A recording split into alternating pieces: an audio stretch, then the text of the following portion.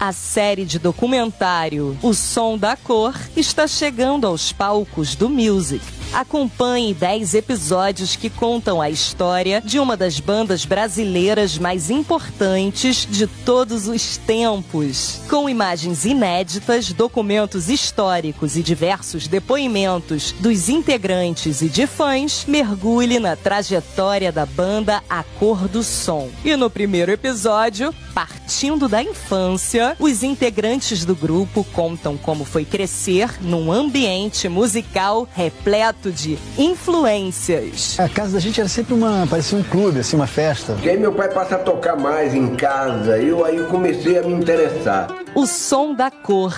Estreia dia 19 de maio, às 10h30 da noite, no Music Box Brasil, o palco da música brasileira.